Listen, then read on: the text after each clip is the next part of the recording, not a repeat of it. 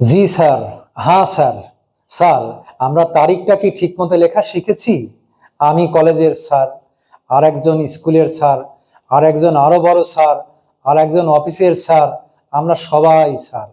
কিন্তু স্যার, আমরা কি তারিখটা ঠিকমতো লেখা শিখেছি? লক্ষ্য করুন, তারিখ আমরা কি করে লিখছি। আজকের তারিখটা আমি লিখে আপনাদের দেখাচ্ছি। আজকে 13 তারিখ, 5 মাস, 24 সাল। এইরকম করে আমরা তারিখ লিখে দিচ্ছি। কিন্তু স্যার, আপনার কাছে আমার জিজ্ঞাসা, এই যে লিখলাম 24 ইং, এই 24 ইং, ইং মানে কি? ইং দিয়ে আমরা কি বোঝাই? বলবেন ইংরেজি। 24টা কি সাল? 24 কি সাল? না, 2024 সাল। আচ্ছা, 2024 যদি হয় তাহলে এটা কি ইংরেজি সাল? এই 2024-এর সাথে ইংরেজির কোনো সম্পর্ক আছে?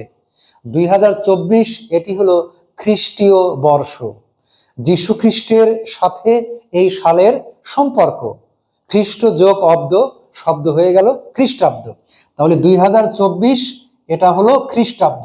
খ্রিস্টাব্দ পুরো না লিখলে আমরা এভাবে করে লিখতে পারি। এখন আমরা লিখেছি 13, এই যে চিহ্ন দিয়েছি, তারপরে 5, তারপরে যে আবার এই চিহ্ন দিয়েছি, তারপরে লিখেছি 24। এই চিহ্নের নাম কি স্যার? এই চিহ্নের নাম হলো, ইংরেজিতে বলে স্ল্যাশ, বাংলায় বলে বিকল্প। বিকল্প চিহ্ন।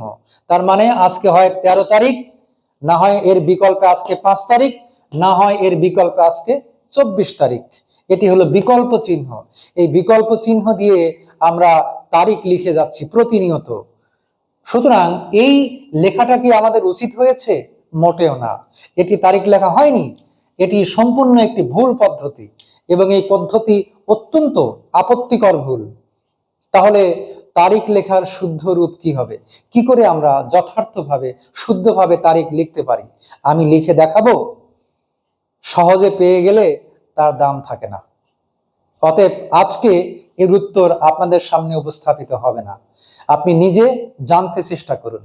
বড় বড় স্যার না সেজে ভেতরের অহংটা একটু বের করে দিয়ে আপনি একজন বিজ্ঞ, একজন অভিজ্ঞ, এই বিষয়ে জানেন এরকম কারো কাছ থেকে আমরা এটা জেনে নেওয়ার চেষ্টা করব।